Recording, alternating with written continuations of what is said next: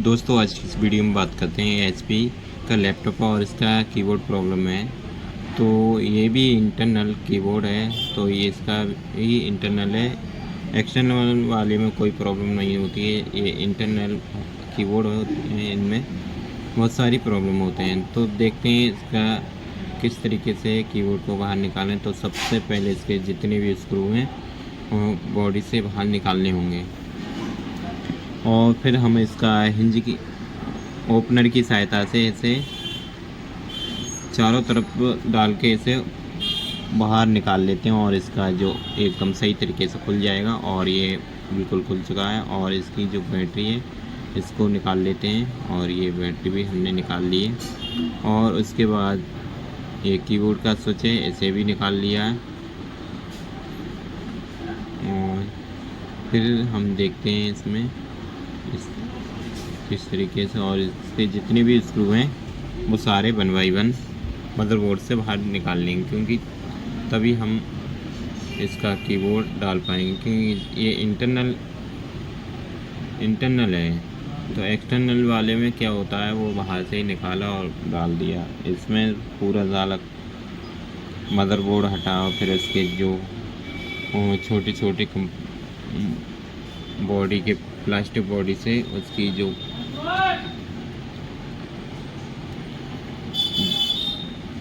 जो रपट हैं वो लगी होती है, यानी कि पंच सी लगी होती है प्लास्टिक की, तो उससे पूरा फंसा हुआ होता है कीबोर्ड।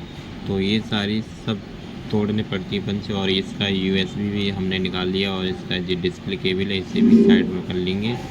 और ये फ़ैन है, तो फ़ैन का स्विच खींचना नहीं है, ऊपर को उठा के निकल आएगा बहुत ही आराम से।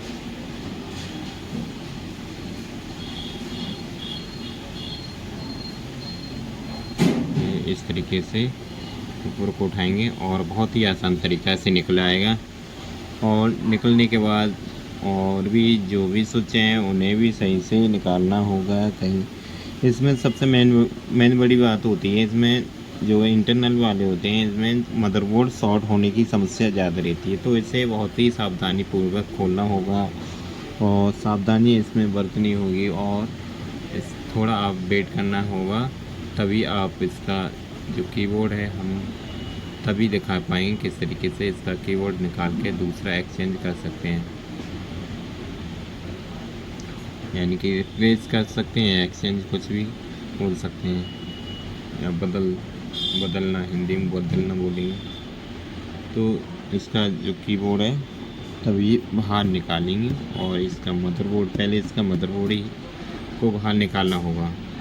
और आप भी घर बैठे अपने लैपटॉप का कीबोर्ड इंटरनल वाला इस जैसे मैं बता रहा हूँ उसी हिसाब से आपका भी लैपटॉप एचपी का हो तो इसी हिसाब से आप भी एचपी लैपटॉप का कीबोर्ड निकाल सकते हैं।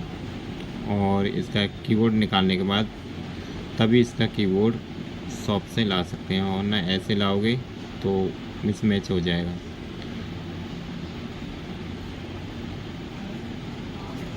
कीबोर्ड निकाल के मदरबोर्ड से तभी आप कीबोर्ड शॉप से लेके आएँ और ख़ुद आप डाल सकते हैं। क्यों इसकी डलाई 1000 रुपीज़ जाती है,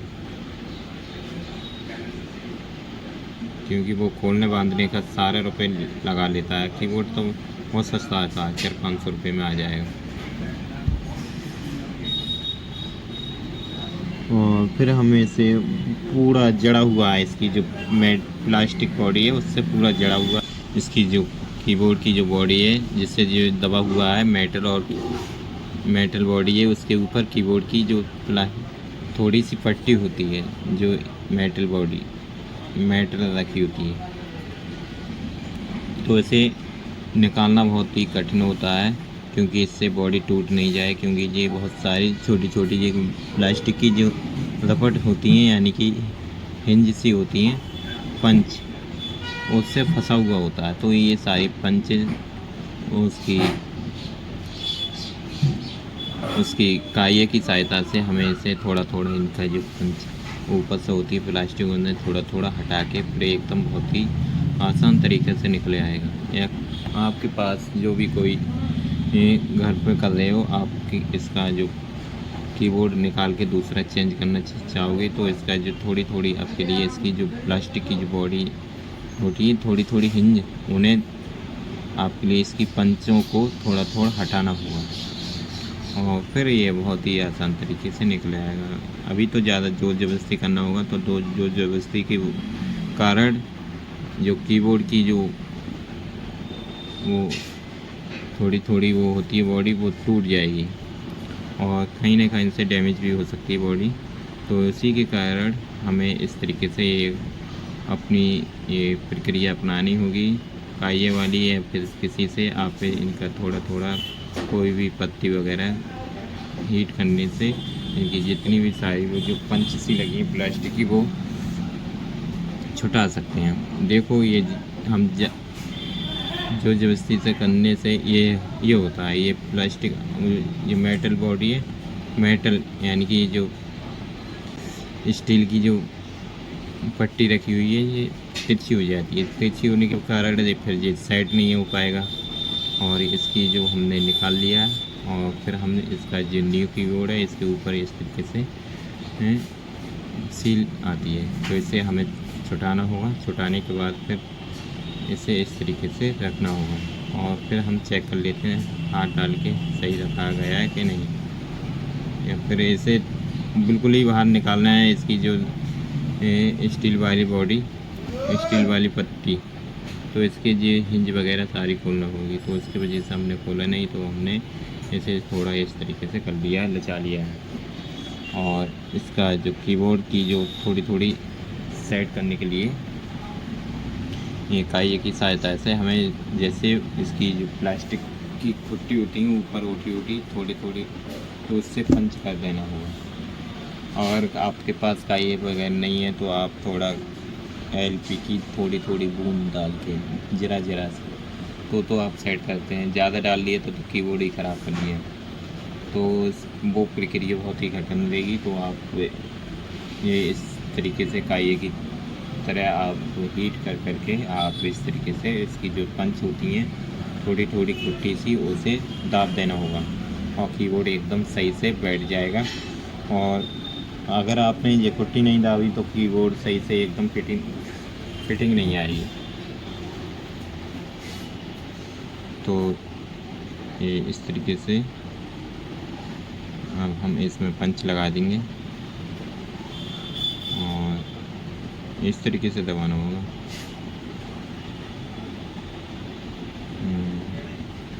इसकी जो प्लास्टिक की जो खुट्टी है उसकी जो बॉडी जो पहले छुटाई थी उसकी जो खुट्टी बचा के साइड में रख ली थी, तो वही प्लास्टिक उठा के वहीं रखने हैं, पंच करने हैं। तो ये सही से लग नहीं पा रही है और ऐसे जितनी भी सारी पंच थी हमने लगा दी हैं और इसकी इस तरीके से कीबोर्ड को दबाना होगा। फिर हम इसका जो मदरबोर्ड है उसे रख देंगे, सही से रखना होगा, उधर देख के कहीं कोई स्विच नीचे दब नहीं जाए, तो ये सारी सावधानी बरतनी होगी। तो ये इस तरीके से रख दिया है और इसके जितने भी स्क्रू हैं वो सारे सही तरीके से कस देने हैं। और ये फर्स्ट इस तरीके से कस दिए हैं, जितने भी स्क्रू हैं वो जल्दी जल्दी सही से कस देना होगा। और ऐसे लेटेस्ट वीडियो देखने के लिए हमारे YouTube channel Alice Maurya YouTube channel को लाइक एंड शेयर करना ना भूलें और अपने फ्रेंड को ज़्यादा से ज़्यादा शेयर करें, ताकि हमारी जो वीडियो है ज़्यादा लोगों तक पहुँचे और हमें भी मोटिवेट मिलता रहे। तो इसकी जितने भी हैं स्विच है, ये पावर स्विच है, इसे भी लगा दिया है और सही से देखना होगा ये सही से बैठा दिया है, क्योंकि ये सही से नहीं बैठेगा तो इसकी जो बॉडी है वो उठी सी ही रहेगी। और ये फैन है, इसे भी सही से लगा देना होगा।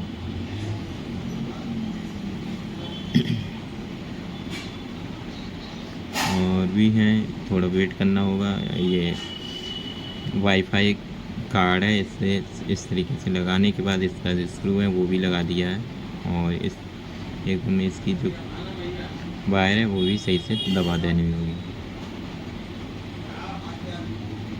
ये इस तरीके से दबाना होगा,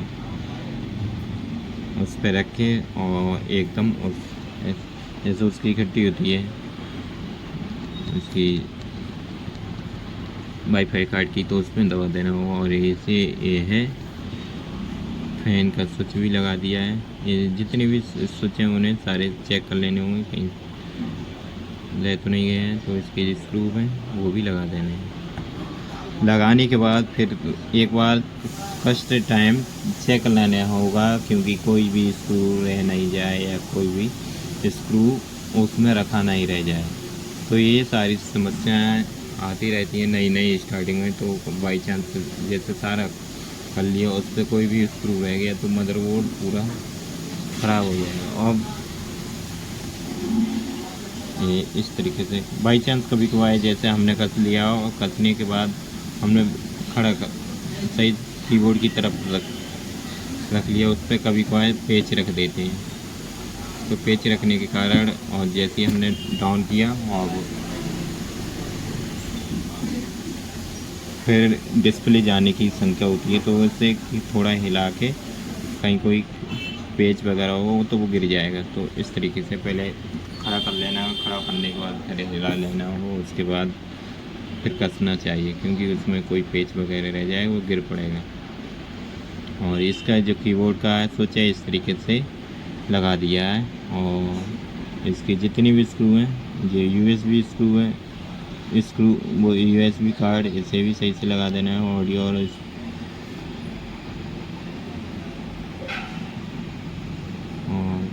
ये इस तरीके से जितने भी स्क्रू हैं वो सही से लगा देने होंगे। उसके बाद ये बैटरी इसे इस तरीके से रखना होगा, ये सही से बैठ जाएगी तो एकदम सही रख जाएगी, तो एकदम सही से एकदम बिंदास तरीके से बैठ जाएगी। और इसके जितने भी स्क्रू हैं वो भी लगा देना होगा।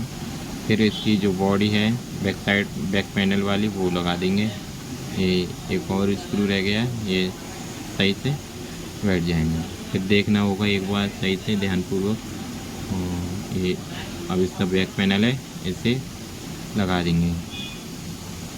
बाद में पेच कसना होगा, क्योंकि चेक कर लेना होगा ऑन हो रहा है कि नहीं। तो तब पहले हम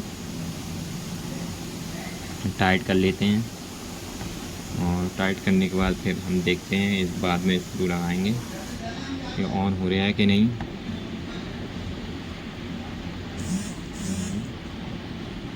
तो थोड़ा वेट करना होगा। और ये चार्जर लगा दिए, चार्जर पिन, और ये ऑन हो गया। और फिर हम इसका जो कोड आया है वो डालने के बाद फिर हमने एंटर कर दिया है। एंटर के बाद फिर ये एकदम सही तरीके से जैसा ओपन होता है उसी हिसाब से खुल जाएगा। ये टूल वगैरह आ गया है, और ये विंडो अब ओपन हो चुकी है। ओपन होने के बाद इसमें पासवर्ड पड़े होने के कारण हम कीबोर्ड को चेक नहीं करा पा रहे हैं। तो इसके जो पासवर्ड है वो 4 अंकों का पड़ा हुआ है। तो हमने जो 4 अंक डाले हैं उसमें चेक कर लेंगे 4-4 करके, जिसमें नंबर की है वही चेक कर ले रहे हैं। और फिर कस्टमर ने कोई भी पासवर्ड इसका बताया नहीं था, तो उसकी वजह से हम इसका कीबोर्ड आपके लिए दिखा नहीं पाए किस तरीके से इसका कीबोर्ड चल रहा है नहीं चल रहा है। तो कीबोर्ड नया है वो तो सही से चलेगा, और जो हमने नंबर है उसी से हमने जितने नंबर हैं वो पहले 4-4 करके हमने चेक कर लिया है। और ऐसे ही लेटेस्ट वीडियो देखने के लिए